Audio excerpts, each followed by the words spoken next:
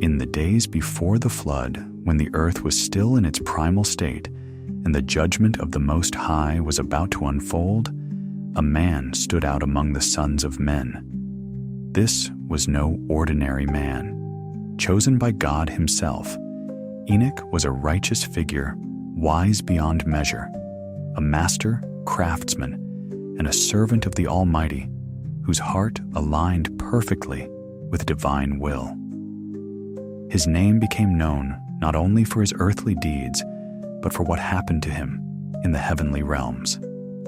Imagine being chosen to journey beyond the veil of this world, to witness the very secrets of the heavens themselves. Enoch was granted this unimaginable privilege.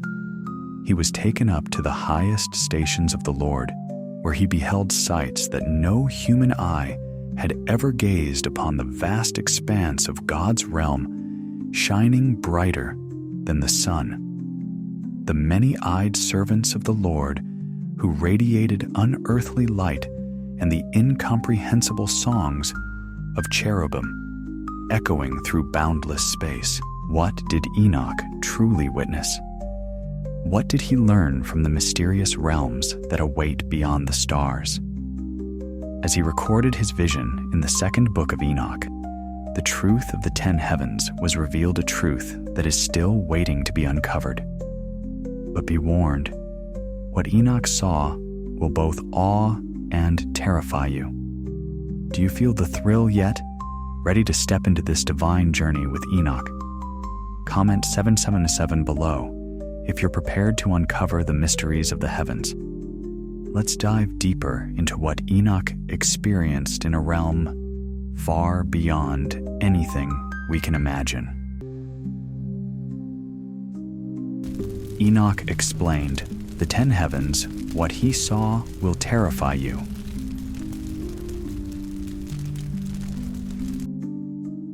In those days, when the world was still young, and the mysteries of heaven seemed far beyond mortal grasp, there lived a man whose years had already stretched long upon the earth.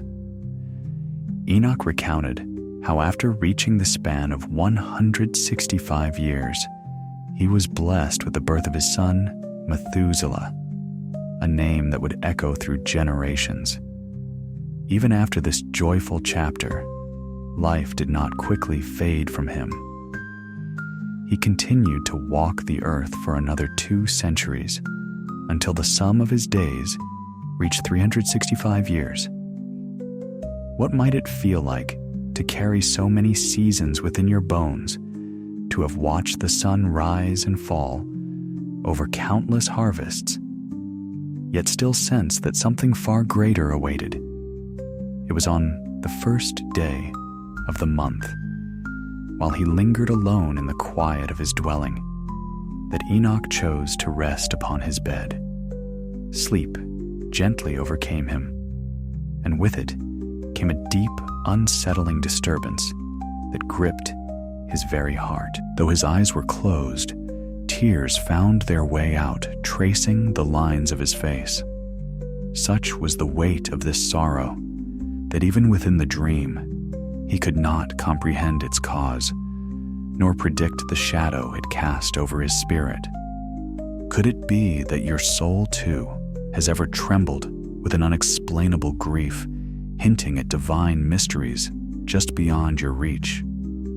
Then, as though the fabric between heaven and earth had been delicately torn, Enoch beheld a sight that no mortal eyes had ever witnessed.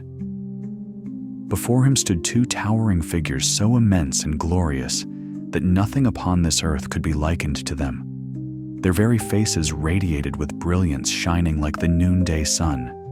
Their eyes blazed with a fierce, living light, and as they parted, their lips' fire itself seemed to dance forth, carrying songs of indescribable beauty. Have you ever imagined encountering beings so wondrous that their mere presence might cause your heart to both sing and shrink in awe? Their garments gleamed with shifting hues, rich purples intertwined with glints of silver, while their wings shimmered brighter than the purest gold. Even their hands outshone freshly fallen snow.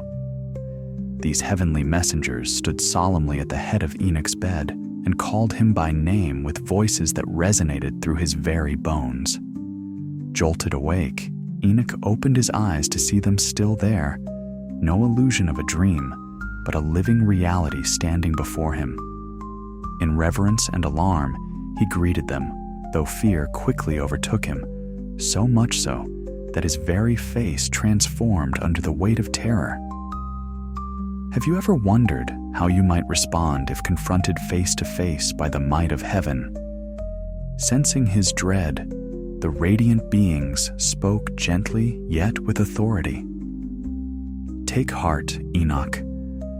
Do not let fear rule you. The eternal God, whose throne is established beyond the stars, has sent us to you. Today, you shall ascend with us into the realms above.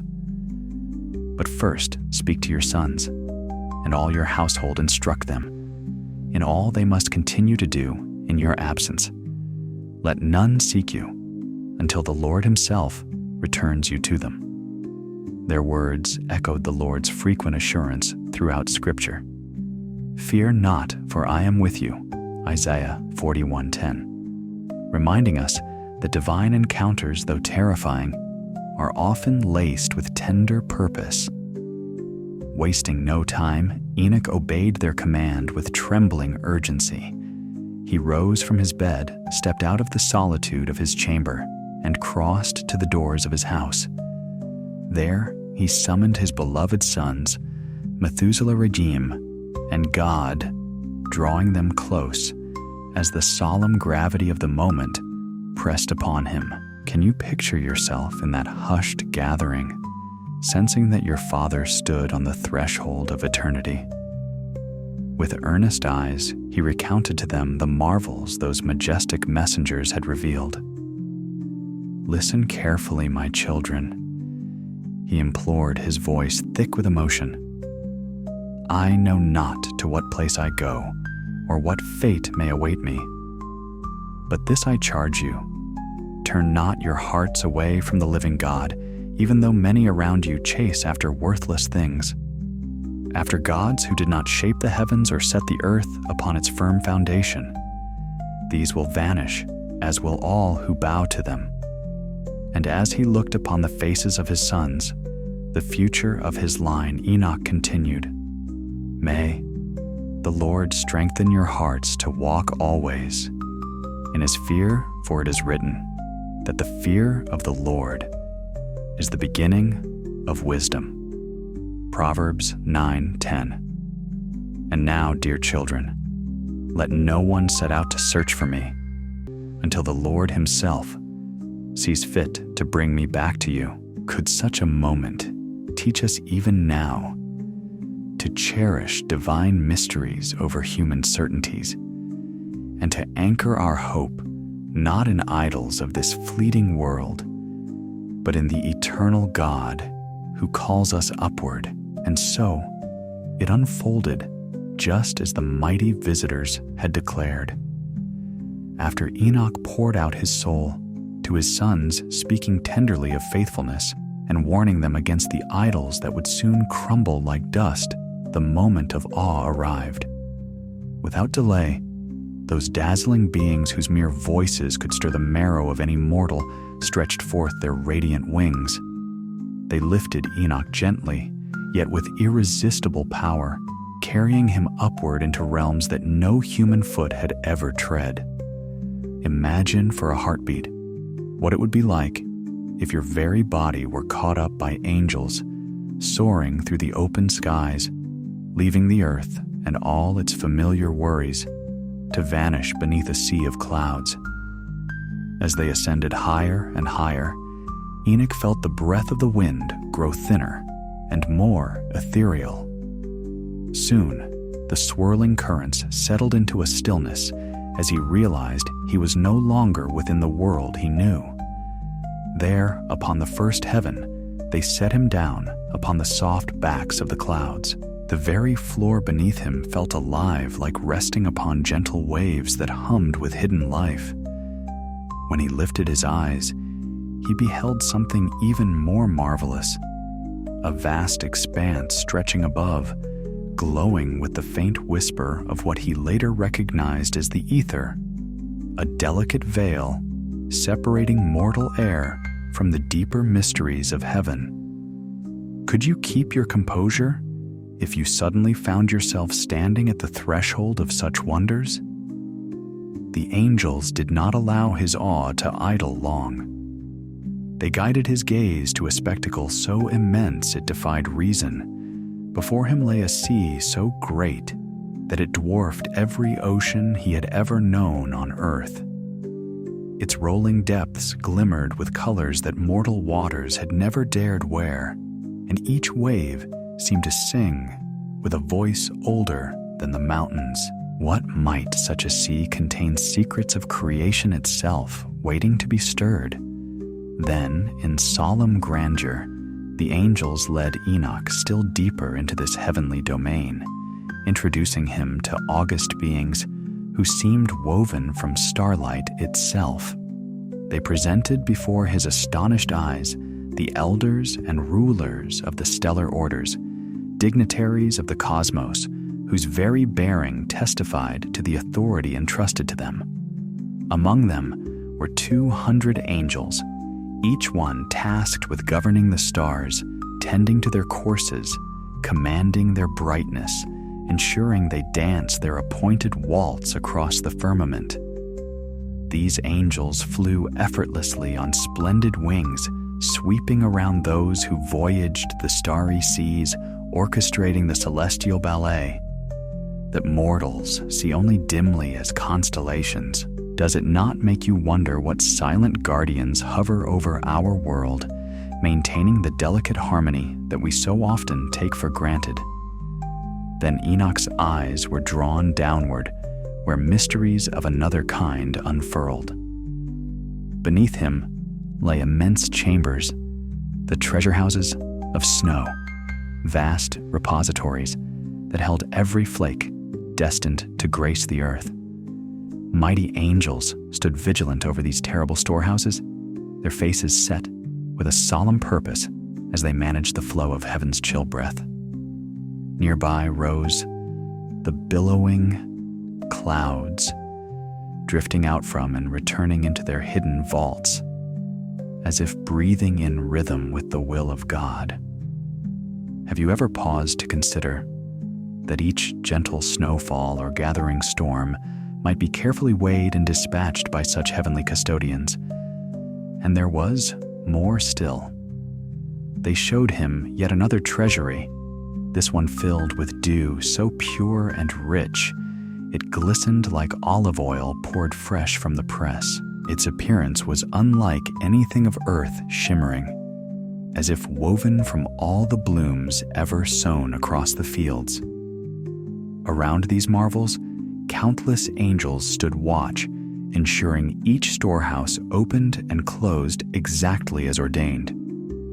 Their movements were deliberate, every gesture echoing the precise intentions of the Most High. Could it be that even the morning dew upon your window, or the sudden burst of a flower in your garden, is the result of angels carefully unlocking these secret vaults? Thus, Enoch once, a man who merely tended the land and walked among his family, now stood amid councils and chambers of a realm far beyond mortal reach. Through his eyes, we glimpse a truth echoed later in Scripture, that the heavens declare the glory of God. The skies proclaim the work of his hands. Psalm 19:1. Perhaps, if we truly grasped how intimately heaven governs even the smallest wonders of earth, our hearts would brim over with reverence each time we felt a raindrop or watched a star flicker in the velvet night. Once again, the radiant beings who guided Enoch spread forth their magnificent wings and bore him yet higher, lifting him from the marvels of the first heaven into mysteries even deeper and far more somber. They carried him gracefully upward until he found himself standing at the threshold of the second heaven. But as soon as his eyes adjusted, Enoch's heart recoiled, for what lay before him was unlike the splendor he had just beheld. Here a darkness reigned so thick, so utterly oppressive, that it seemed to swallow all light, surpassing any shadow known to earth.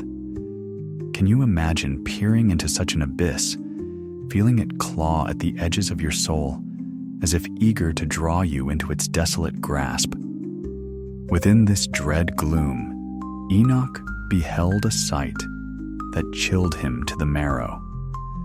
Bound in torment, suspended as though by unseen chains, were countless prisoners. Their forms hung there in silent horror, waiting, their hollow eyes fixed on some distant dread, anticipating a judgment vast and inescapable. They seemed locked in eternal vigil, each face etched with the terror of what was still to come. Does it strike you that even in realms beyond sight, there are souls trapped in anguish, yearning desperately for a mercy they once scorned? Among these captives were angels themselves, but twisted into shapes dark as the void that enveloped them. Unlike the shining hosts who had escorted Enoch through the heavens, these beings wore a gloom deeper than night. Their very presence radiated despair, and they wept ceaselessly. Hour after hour, their mournful cries rose up, echoing through the cavernous darkness, a sorrow so profound it seemed to shake the very fabric of that realm. What agony must weigh upon a spirit created for light, now chained in unending lament, stricken by both fear and compassion. Enoch turned to the glorious men who still stood by his side. Why, he asked, voice trembling, are these wretches tortured without end? What have they done to merit such relentless anguish? The heavenly escorts met his questioning gaze with grave expressions. These, they explained, are the apostates of God, the ones who scorned his commands and chose instead to follow their own counsel. They turned aside from his ways and pledged themselves to their prince, who even now lies bound in the depths of the fifth heaven. It was a solemn revelation, reminding us of ancient warnings echoed throughout Scripture. They exchanged the truth about God for a lie, and worshipped and served created things rather than the Creator. Romans 1:25. Might not the same pride that led these angels astray still whisper within human hearts today? Moved by a profound pity, Enoch watched as some among those weeping spirits seemed to strain toward him, their dim eyes catching flickers of the old radiance they once knew. Astonishingly, they saluted him, acknowledging this mortal who had been granted passage through their prison.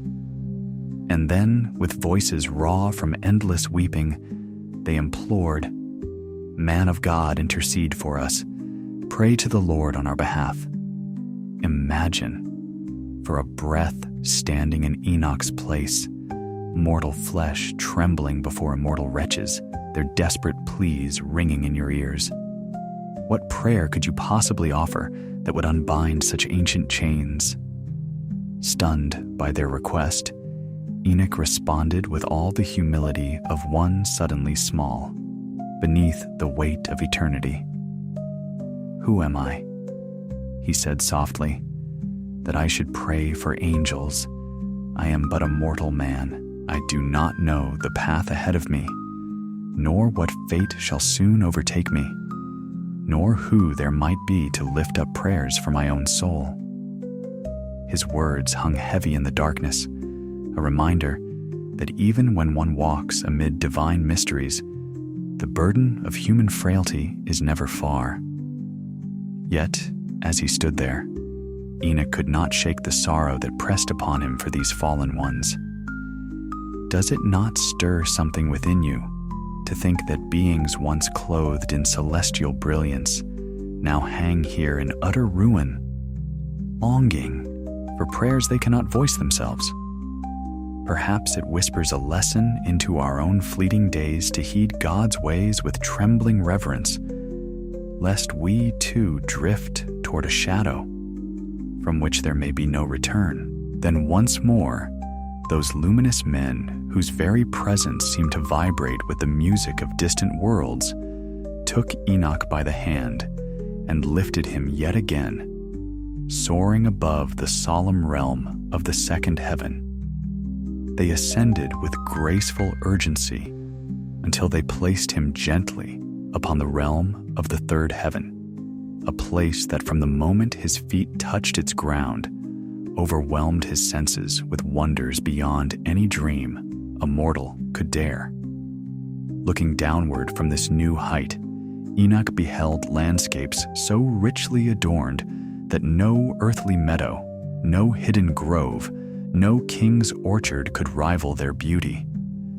Everywhere he cast his eyes, there burst forth the produce of these celestial places, fruits and grains, flowers and leaves of such exquisite sweetness and goodness that even the very air seemed to throb with fragrant joy. Have you ever stepped into a garden after rain and felt a sweetness so alive it seemed to sing? Imagine that, then multiply it by eternity's own delight. He wandered among countless flowering trees, each branch heavy with fruit that glowed like small lanterns exuding perfumes that made the soul want to dance. Their scents rose up in bubbling waves of exaltation, and at the very heart of this divine orchard stood the tree of life itself, a vision of such ineffable beauty that language threatened to betray it. Here was the sacred place upon which the Lord himself rests when he ascends into paradise. Its form was like no tree of earth. All around it gleamed with gold-like splendor, deep vermilion, and a living fire that seemed to gently play upon its leaves. It covered everything with an otherworldly canopy, as if the breath of God still lingered upon it from creation's first dawn. Could you keep from falling to your knees if your eyes beheld such a sight? As Enoch moved closer, he saw that this one tree produced every kind of fruit imaginable. Its roots stretched down into the garden that lay at the very ends of the earth, binding heaven and the distant soil in a secret embrace. Paradise itself, he realized, dwelt in a mysterious space balanced between corruptibility and incorruptibility, standing at a threshold where decay dared not fully enter, and yet life bloomed more vibrantly than anywhere else in the cosmos. Two springs flowed out from this hallowed ground, sending forth streams of honey and milk, which then divided and danced onward as gentle rivers of oil and wine. These four streams glided peacefully through paradise, winding their way quietly into the Eden below, sustaining it in a perfect circle of life, a rhythm as sure and faithful as the rising of the sun or the breath of the sea. Does it not humble you to imagine that somewhere in God's creation flows a place untouched by ruin, guarded by such streams of pure blessing? There in this garden, every tree flourished with fruit. There was not a single barren limb. Every blade of grass, every petal of every blossom seemed woven with the promise of divine favor. 300 angels, radiant beyond any dawn, stood vigil here. They sang without ceasing voices, like crystal water's melodies twined together in endless worship. Their song never dimmed, nor did their devotion waver. Day and hour held no sway over them. They served the Lord in pure adoration, filling the very air with harmonies that would make a mortal heart ache with longing. Overcome by the sweetness of this place, Enoch exclaimed, "How very sweet is this place!" The words tumbled from his lips as though drawn out by the very music of the garden. His angelic guides turned to him and said, "This place, O Enoch, has been prepared for the righteous, for those who endure the harshest offenses, from souls that seek only to wound them, for those who turn their eyes from iniquity, who judge rightly, and walk with clean hearts before the Lord, for those who feed the hungry clothe, the naked lift up the fallen, and protect the orphaned who have none to defend them, for these who live blameless before God, serving Him alone. This garden awaits as their everlasting inheritance." Could you hear such a promise and not yearn to live a life worthy of its gates? But the journey was not yet complete. Those two men led Enoch away from the joy-drenched groves and carried him up along the northern reaches of the heavens, where a new horror awaited. Here, they revealed to him a place so fearsome that even the darkness of the second heaven seemed gentle by comparison. All around was cruel blackness, pierced by savage torches that sputtered with murky, angry fire. There was no true light, only flames that offered no warmth, flickering among thick shadows that clung like a suffocating shroud. A river of fire twisted its way through this desolate land, sending forth sparks that danced with a mocking life. The entire place was alive with flame, yet also bound in frost patches of biting ice, mingled with the searing heat, a torment of thirst and shivering that never ended. The bonds here were especially cruel, and everywhere Enoch looked, fearsome angels stood guard. They bore weapons that seemed forged from wrath itself, their eyes hard with merciless intent. Have you ever imagined a place so entirely abandoned by comfort where even the air itself seemed to judge you? Stricken with dread, Enoch cried out, "Woe, woe! How very terrible is this place!" The words broke from him like a wail. His guides answered solemnly, "This, O Enoch, is prepared for those who dishonor God, those who upon earth commit sins against the very nature He set defiling innocence in ways whispered of only in myths. It is for those who practice vile enchantments and weave spells born of devils, for the boastful who take pride in evil, who steal, who deceive, who stir up calamities, who spread envy, hatred, lust, and bloodshed. It is for those accursed souls who traffic in the theft of men's very spirits." Then they spoke of yet darker hearts, those who, seeing the poor, rob them to fatten their own coffers, caring nothing for the wounds they cause.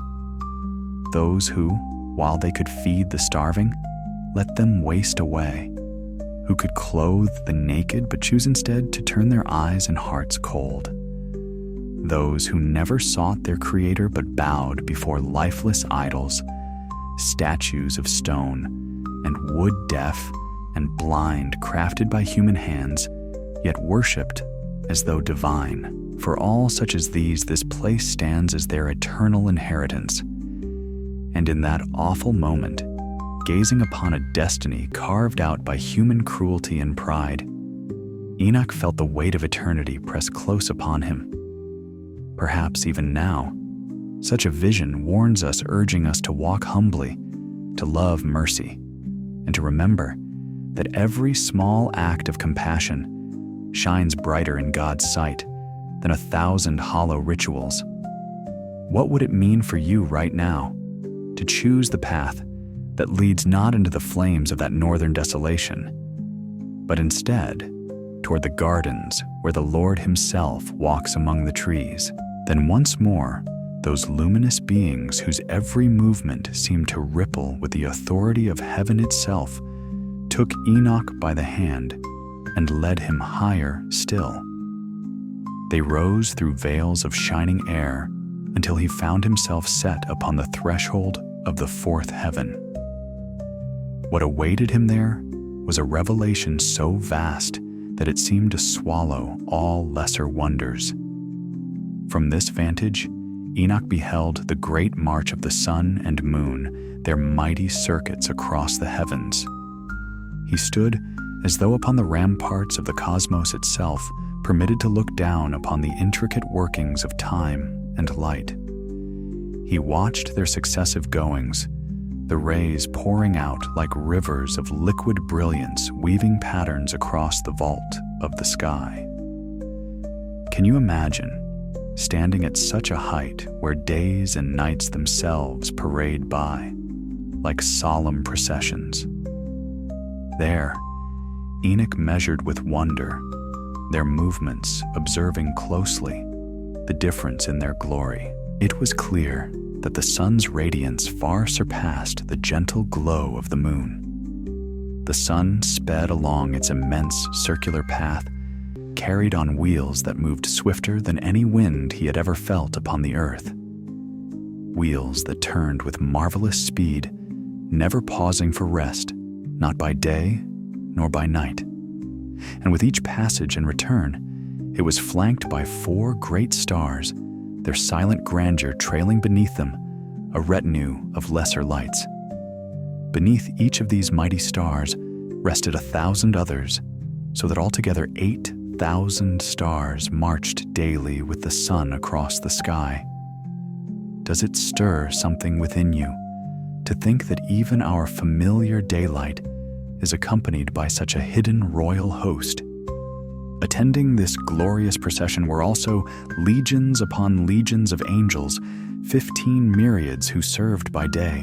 By night, as dusk's velvet curtain was drawn across the heavens, 1,000 angels of mighty wings surged forth with still more angels, journeying before the sun's wheel straight into the awaiting flames. And 100 angels took upon themselves the solemn duty to kindle the sun, setting it ablaze anew.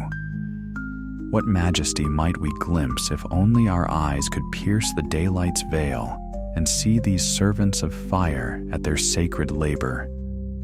And Enoch beheld still stranger creatures, marvelous beings named phoenixes and chalcodri. They flew near the sun guardians and companions of its celestial blaze. They stood upon feet like lions, their tails coiled with feral grace, while their heads bore the savage lines of crocodiles. Their bodies shimmered with colors that danced like rainbows, shifting and bending the light. Each one was enormous, spanning 900 measures, and they bore wings like angels, 12 to each, which beat with the breath of eternity. These extraordinary attendants carried both heat and dew wherever God commanded, keeping creation in delicate balance. Have you ever wondered if each gentle morning mist or burst of summer warmth is guided by unseen hands like theirs?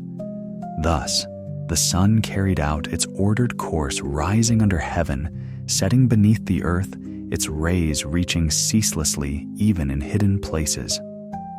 Those radiant men then brought Enoch eastward to the very gates of the sun itself, the great portals through which it passed, governed by the cycles of seasons, by the measured circuits of months, by the hours woven together to complete the year.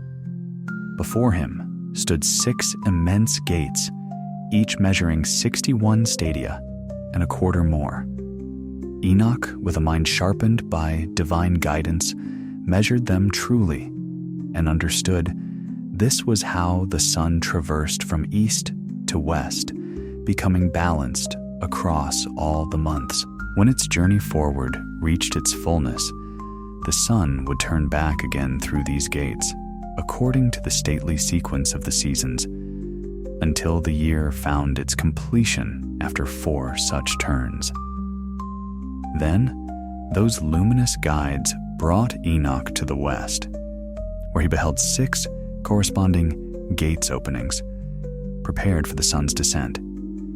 It was here the sun vanished beyond the horizon, carrying away its fierce light, its brightness retreating beneath the earth. And since the crown of its shining remained ever in heaven before the Lord, It was guarded there by 400 angels, while the sun rolled on its wheels below the ground, pausing for 7 great hours in the night.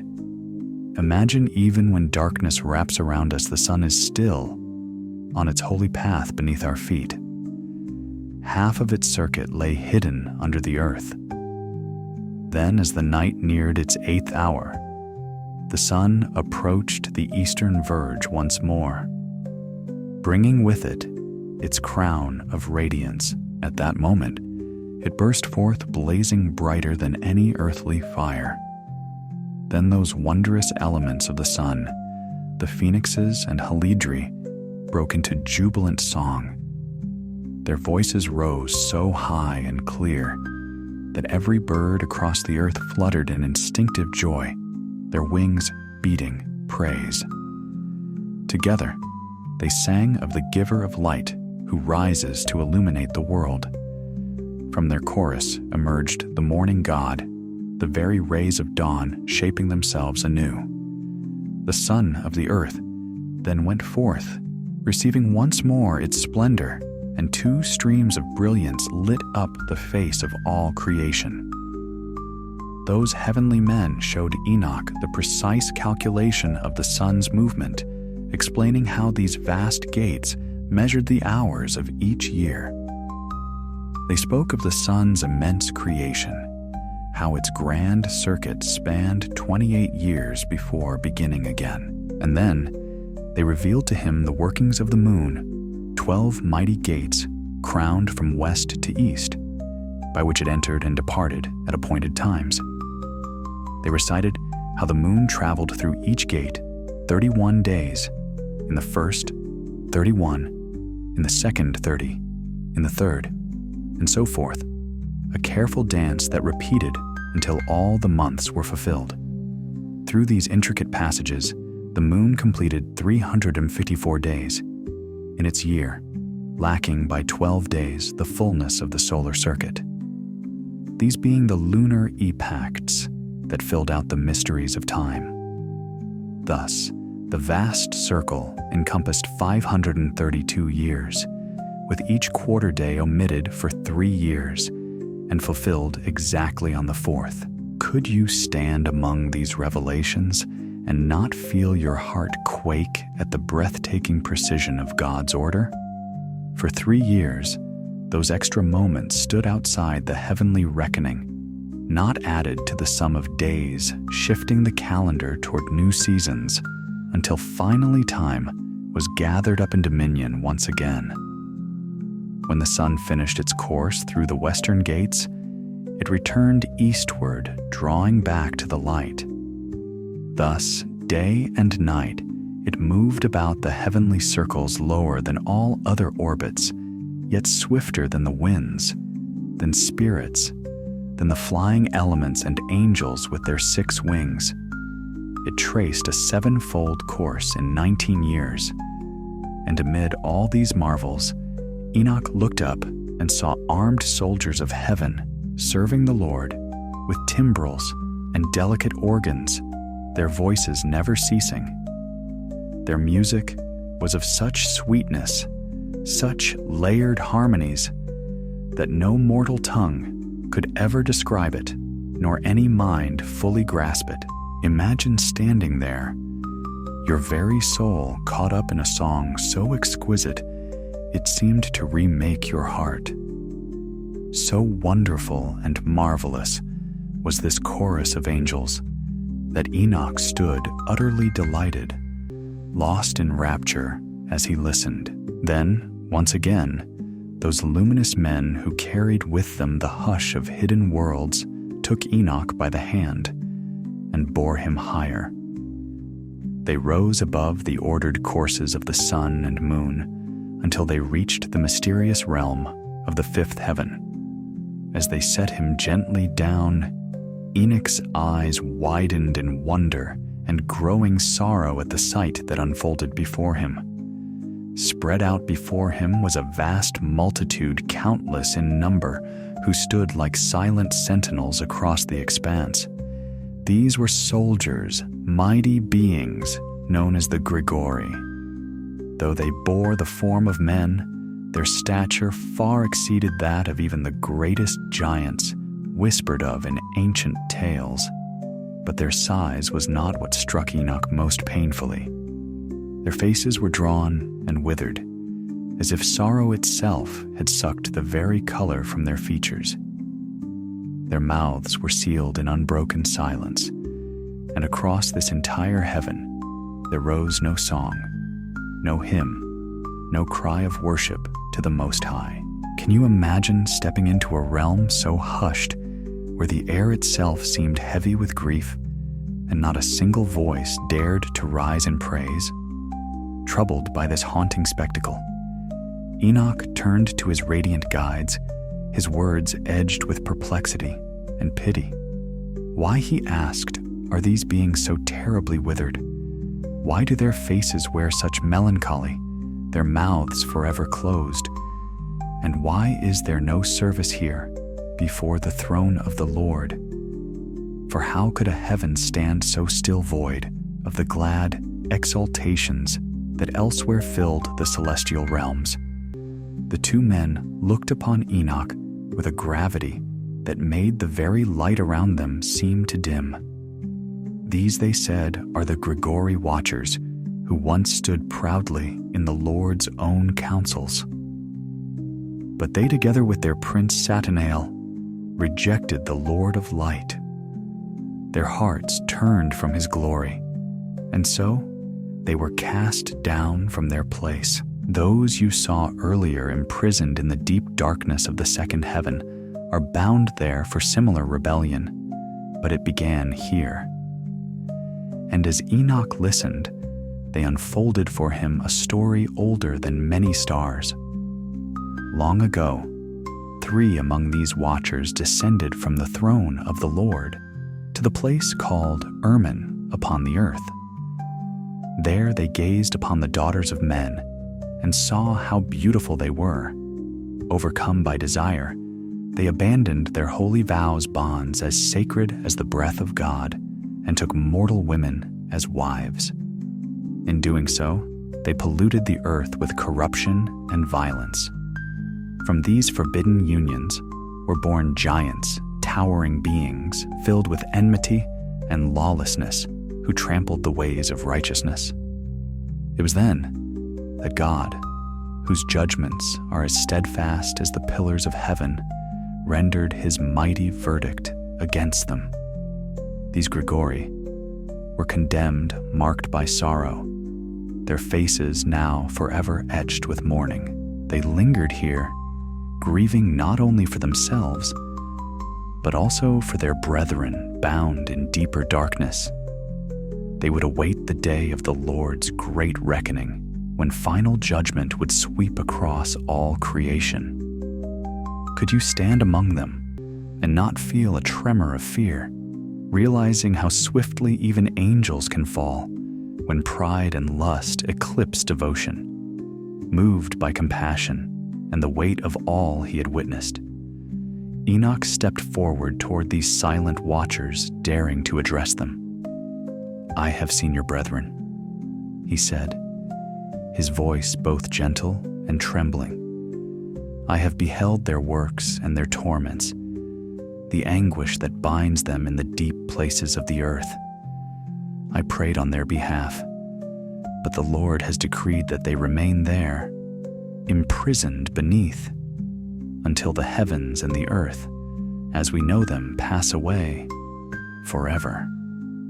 Then Enoch's eyes swept over the silent multitude, his heart burdened by a question that seemed to spill from his very soul. "Why do you linger here, my brothers? Why do you not stand in service before the face of the Lord? Why do you hold back your offerings of worship, risking his full displeasure? Was it shame that held them mute, or some deeper wound that chained their voices?" His words, fragile though they seemed against the backdrop of eternity, did not vanish into the void. Instead, the Gregory turned their weary eyes upon him, and something within them stirred. They listened intently as though Enoch's admonition cracked open the hushed vaults of their remorse. Then, slowly, they began to speak to the four great ranks in heaven, their voices awakening from long dormancy. Suddenly, as if heaven itself had leaned close to witness, four trumpets blared together with a mighty, harmonious cry. The sound swept through the fifth heaven like a cleansing wind. In that instant, the Gregory broke forth into song, one unified, aching voice, rising pitifully, yet beautifully, before the throne of God.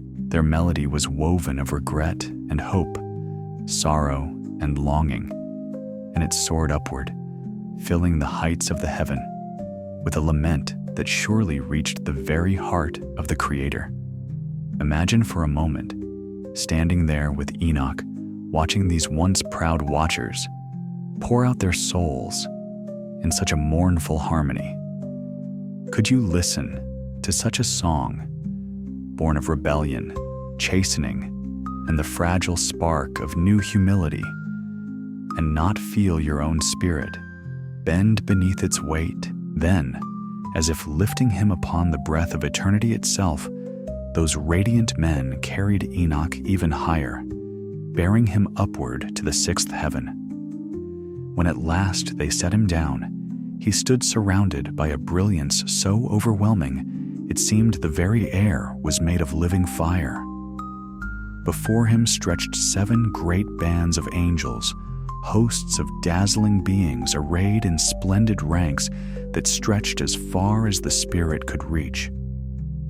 Their appearance was more glorious than anything Enoch had yet beheld.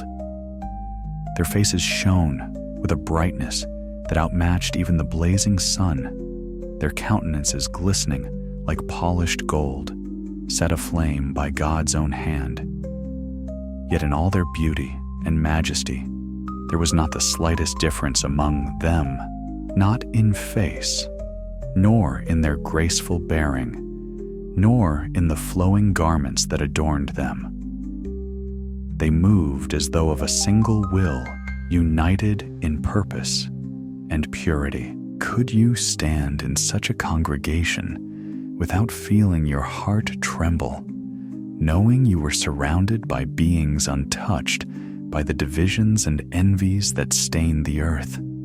As Enoch looked on in awe, he began to understand that these were no ordinary angels. These shining multitudes made the heavenly orders. They charted the mysterious courses of the stars and observed the moon's changing phases, carefully measuring the sun's majestic revolutions. They were the silent governors of creation's vast machinery, ensuring the good order of the world below. And when their watchful eyes perceived wrongdoing among men or spirits, they issued commandments and instructions to correct the course, maintaining the balance of all things. What might it mean for our daily choices if we remembered that heaven itself records and responds to every shadow that passes through our hearts? All the while, these glorious beings lifted up songs of sweet and powerful praise. Their voices rose in waves of melody that filled the vast reaches of the sixth heaven, pouring out as countless hymns before the face of the Lord. Their music was woven of joy and sacred delight, a ceaseless celebration of His infinite goodness. Can you imagine hearing such a chorus, a sound so holy it would make every sorrow flee from your spirit? In this exalted realm, Enoch also saw the archangels mighty above other angels. These were appointed to weigh and measure all life, both in heaven and upon the earth. Among them stood angels set over the seasons and the march of years, who guided time like gentle shepherds, leading their flocks through hidden pastures. There were angels who ruled over the rivers and the wide, restless seas, ensuring their currents obeyed the ancient bounds set by God. Others watched over the fruits of the earth, commanding trees and vines to yield their blessings. Still others guarded every blade of grass, nurturing the tender growth that feeds all living creatures. Does it not stir your wonder to know that even the humble stalks waving in a field are cared for by hands unseen, guided by wills wholly devoted to the Most High? Then Enoch's eyes were drawn to yet more marvels among them. There were angels who wrote down every soul of mankind, recording each person's deeds and the full span of their lives, inscribing all before the very face of the Lord. Nothing escaped their quills, not a whispered kindness, not a hidden cruelty, not a secret sorrow. Could you walk through your days differently if you pictured celestial scribes gently noting your every choice, your every act of love or neglect? Amid these radiant legions were also wondrous beings, beyond earthly reckoning, 6 phoenixes with their flames of resurrection, 6 cherubim whose very presence seemed to pulse with divine mystery, and 6 six-winged ones whose wings beat with the rhythm of eternity. Together, they lifted up a single voice in endless song. Enoch tried to grasp the full splendor of their music, but found it impossible. It was as if the melody was too vast, too sacred to be contained by mortal comprehension. Theirs was a harmony that astonished the mind and made the spirit bow in reverence. There, before the Lord's footstool, all these hosts rejoiced their praises cascading like rivers of living light. And Enoch stood among them, a lone man clothed in fragile flesh, his soul awash in a joy so profound it seemed to melt the very marrow of his being. Perhaps it was a glimpse of what the psalmist meant when he declared, "In your presence is fullness of joy. At your right hand are pleasures forevermore." Psalm 16:11. If such wonders await the faithful, how might it change the way we endure the small trials of our days? Then, once more, those 2 luminous men shimmering with the majesty of realms beyond, thought lifted Enoch up from the breathtaking hosts of the 6th heaven and carried him even higher. As they passed into the 7th heaven, a brilliance struck him that seemed to pierce to the very core of his being. All around him unfolded a radiance so vast, so consuming, it was as if he had stepped into the very heart of living light. Here, he beheld fiery armies of great archangels whose ranks moved with such precise harmony that creation itself seemed to breathe by their order. There were incorporeal forces, powers without form, yet more real than stone or flesh, as well as dominions, orders and mighty governments of heaven. Cherubim flanked the heights with their regal watch, and seraphim soared upon tongues of flame. Thrones of unimaginable dignity stood immovable, while near them were the many-eyed ones, whose gaze seemed to span eternity. 9 glorious regiments arrayed themselves in perfect stations of light, each bearing mysteries that no mortal tongue could fully utter. What would it feel like to stand among such blazing sanctuaries of power, where every glance might reveal truths that would shatter the heart with awe? Overwhelmed by the grandeur, Enoch felt terror seize him.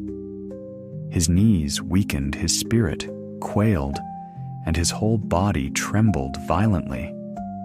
It was as though his mortal frame might dissolve under the sheer holiness that poured over him. Sensing his dread, the 2 men who had been his steadfast guides took him by the hand and led him forward, whispering with gentle firmness, "Have courage, Enoch. Do not fear." Their words fell like balm upon his trembling heart. Then they pointed his gaze afar, and there Enoch saw something that made every previous wonder seem only a pale prelude. Upon a throne lifted unimaginably high sat the Lord himself, radiant beyond all telling. From this throne poured rivers of boundless light, so intense and holy that even the sun would seem but a fading ember beside it. Can you picture yourself standing there with trembling breath, beholding the very seat of God's authority? But what of the 10th heaven? For there far above dwells God himself in a realm named in the Hebrew tongue, Aravoth. It is there that the fullness of the Lord's dwelling radiates without limit. All the heavenly armies ascend to stand upon 10 steps before him, each according to their appointed rank. With profound humility they bow low before the Lord, then return joyously to their stations, singing in tender, delicate voices that wove the boundless light into songs of praise. How it must stir the soul to witness entire legions delighting only to serve their every melody, a fragrant offering poured out before his throne. Around that throne hovered the cherubim and seraphim, the 6-winged and many-eyed ones who never departed from his presence. With voices soft, yet carrying the weight of eternity, they continually sang before him, "Holy, holy, holy, Lord, ruler of hosts. Heaven and earth are full of your glory." Could you hear such a chorus and not feel tears spring unbidden to your eyes, overwhelmed by a holiness that embraces all creation? As Enoch's heart absorbed these staggering wonders, the 2 luminous men turned to him once more. "Enoch," they said, "thus far are we commanded to journey with you." And with that, they departed from his side, fading from his view like mist at dawn. Suddenly, he stood alone at the edge of the 7th heaven, swallowed by a silence so deep it seemed to press upon his very soul. Fear surged through him anew, and he fell upon his face, crying within himself, "Woe is me! What has befallen me now?" But the compassion of the Most High is never far. At once, the Lord sent to him one of his most glorious servants, the archangel Gabriel, whose presence radiated a calm yet immense power. Gabriel spoke with a voice that soothed the trembling heart. "Have courage, Enoch. Do not fear. Arise, stand before the face of the Lord, and come with me into eternity." Yet Enoch, undone by terror and awe, whispered back from within himself, "My Lord, my soul has nearly fled from me because of this trembling.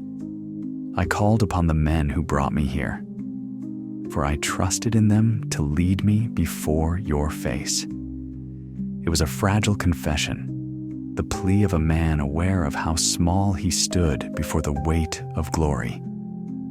Without another word, Gabriel reached out and caught him up as lightly as a leaf caught by the wind, lifting him in an effortless sweep and placing him directly before the very face of the Lord. It was then that Enoch's eyes opened to behold the 8th heaven, called in the Hebrew tongue Muzaloth. Here was the changer of seasons, the keeper of drought and of rain, the grand conductor of the 12 constellations that traced their circle above the firmament. Have you ever marveled that each gentle shift from blossom to harvest is woven by hands reaching all the way to such heights? Still, Gabriel carried him on, and Enoch saw the 9th heaven named in the Hebrew tongue Kuchavim, where dwelt the secret homes of the 12 mighty constellations. These bright abodes crowned the circle of the firmament, keeping watch over the dance of time and the unfolding of destinies far below. How many secret threads might tie our own fragile stories to these hidden chambers of light, known only to the God who numbered the stars and calls each by name. At last, Enoch was borne up by the hands of those radiant servants of the Most High to the very summit of all creation, the 10th heaven called Aravoth in the holy tongue. It was the loftiest of realms, a place so drenched in pure divinity that all other heavens seemed but pale reflections of its splendor. As he crossed its threshold, a light blazed before him, fierce and living, pouring out torrents of power that made the very air tremble. And there, within that boundless glory, Enoch beheld the face of the Lord. The appearance of the Lord's face was like iron drawn from the heart of a furnace, glowing white-hot and sending forth bursts of sparks that danced and vanished into the air. It burned with a living brilliance that seemed to consume and yet preserve all things.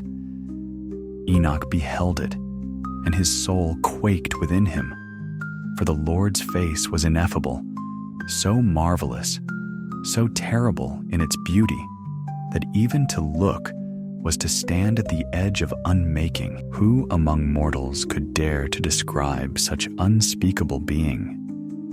Who could capture the wonder of his very countenance without falling silent in breathless fear? Around the throne of the Lord there unfolded mysteries without measure. Enoch could not reckon the vast host that stood in reverence before him. Troops of cherubim and seraphim circled without ceasing their voices, rising in sacred song, pouring out worship that would never fade. These mighty ones moved in patterns older than time itself, celebrating his immutable beauty with hymns that wove the fabric of eternity. Can you imagine standing amid such throngs, hearing harmonies that have rung since before the birth of the worlds? And so, Enoch fell upon his face before this overwhelming vision, his whole being undone by awe. The throne of the Lord towered above, great, beyond any making of hands. Rivers of light streamed from it, and though countless beings stood about it, mighty angels without number, their presence only magnified the majesty of the one upon it. Who could measure the immensity of such glory, or capture the cadence of so many voices lifting ceaseless praise? Then the Lord, whose voice is like thunder softened by compassion, spoke to Enoch with his lips. "Have courage, Enoch. Do not fear. Arise and stand before my face into eternity." His words wrapped Enoch's quivering heart with strength. At that command, the archangel Michael stepped forward, lifted Enoch gently, and led him before the very face of the Lord. The Lord then turned to his glorious ones and tested their hearts, saying, "Let Enoch stand before my face into eternity." And all the radiant hosts bowed low their voices, mingling in a chorus of assent, declaring, "Let Enoch go according to your word." Then the Lord gave his command to Michael, "Go take Enoch from his earthly garments, anoint him with my sweet ointment, and clothe him in the garments of my glory." So Michael approached and did exactly as the Lord ordered. He removed from Enoch the frail coverings of mortal life and poured over him the Lord's holy ointment. Its glow surpassed even the great light of the heavens. It fell upon Enoch like sweet dew, sending forth a gentle fragrance, shining with the brilliance of the sun's own rays. When Enoch looked upon himself, he found he was transformed, arrayed like one of the glorious ones who stood forever before God. Could you glimpse yourself, so adorned, clothed in garments woven from divine radiance?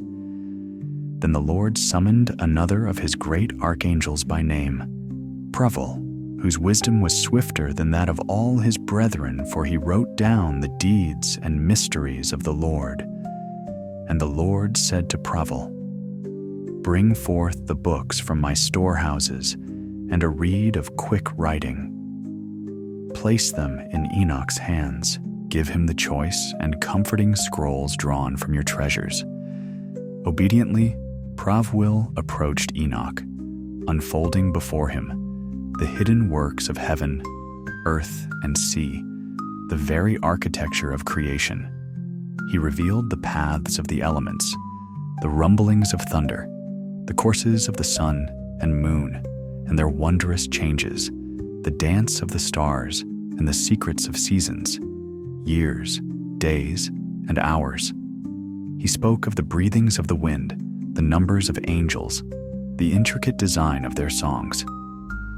Then Pravuil laid bare all human things, every tongue, every song, every life, all commandments and gentle melodies that teach the soul to rise. Could you stand and hear such mysteries without your spirit bursting with awe? And Pravuil said to Enoch, "Sit and write all the souls of mankind, all who shall ever be born, the places prepared for them into eternity. For before the world's foundations were laid, all souls were fashioned for everlasting dwelling." So Enoch wrote diligently, recording all things exactly as they were revealed. For 30 days and 30 nights he labored without pause until he had completed 366 books, each one brimming with the sacred chronicles of creation. At last, the Lord summoned Enoch to himself and said, "Enoch, sit here at my left hand with Gabriel." And Enoch bowed low before the Lord of hosts. Then the Lord spoke again, his voice tender with deep affection. "Enoch, my beloved, all that you see, all things standing complete, I reveal to you. Even before the very beginning, all that I created from what was not invisible things made visible, and physical things drawn forth from the unseen. I tell you now. Hear me, Enoch, and take these words into your heart. For not to my angels have I told these secrets, nor have I revealed to them their own origin or the endless span of my kingdom. They have not understood my creating, but to you I speak plainly this day. For before anything visible existed, I alone moved among invisible things like the sun traveling from east to west and back again. But unlike the sun which finds rest in itself, I found no rest, for I was stirring all things into being. Within me arose the thought to lay foundations and bring forth the visible creation. And so, Enoch's extraordinary ascent through the 10 heavens drew to its close. From realms drenched in celestial brilliance to shadowed prisons holding the sorrow of fallen angels, from the secret treasuries of snow and dew to the countless chambers of the stars, all the way to the very throne of the Most High, Enoch's journey unfolded as a tapestry of wonders beyond what any mortal heart could dream. He stood where human feet had never trod, beheld mysteries no earthly mind could ever fully contain. In those exalted realms, Enoch witnessed the delicate yet mighty order by which God governs creation, the precise courses of the sun and moon, the quiet watch of angelic hosts over rivers, fields, and seasons, the songs of innumerable spirits that weave heaven's music.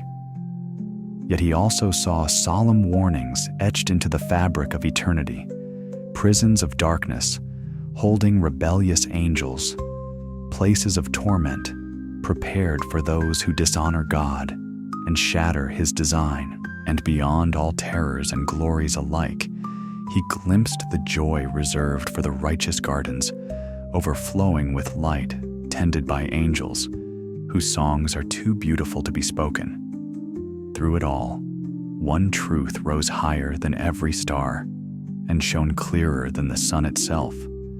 God reigns supreme over all the heavens and the earth. From the deepest shadows to the brightest sanctuaries, his sovereignty stands unchallenged. His justice is unyielding. His mercy reaches beyond measure, and his plans stretch across ages without end. Enoch was chosen to witness these marvels and record them not merely for his own sake, but as a living testimony to all generations yet unborn, a message written across time's great expanse, echoing as both a warning and a hope. Can we hear it even now? Do our hearts tremble at the judgment awaiting the unrepentant and burn with longing for the reward promised to those who walk in faith? So the question rises to meet each of us with quiet, searching force. What will we do with these revelations? Will we turn our hearts toward righteousness, humble ourselves under the mighty hand of God, and prepare for the eternal kingdom that Enoch saw blazing in radiant splendor? Or will we look away content to wander blind among earthly shadows, deaf to the songs of heaven, and unmoved by the majesty that once made even Enoch fall trembling to the ground? The ancient writings preserved in the Book of Enoch give us a fleeting glimpse of God's unfathomable grandeur, His unwavering justice, and His tender, relentless design for eternity. They stand as a gentle but solemn summons to walk by faith, to seek the Lord with all that we are, so that when our own hour comes to step beyond this mortal horizon, we too might stand before His throne, clothed not in the garments of frail humanity, but in robes of His glory, shining as Enoch was transformed to shine. Thank you, dear friends, for traveling with us through these 10 heavens, for pausing to ponder mysteries that reach beyond time and space. If this journey into the revelations of Enoch has stirred something deep within you, we invite you to like, share, and subscribe, so together we can continue to explore the hidden wonders of God's Word. Until we meet again, may the Lord bless you and keep you. May His face shine upon you and give you peace. Shalom, beloved.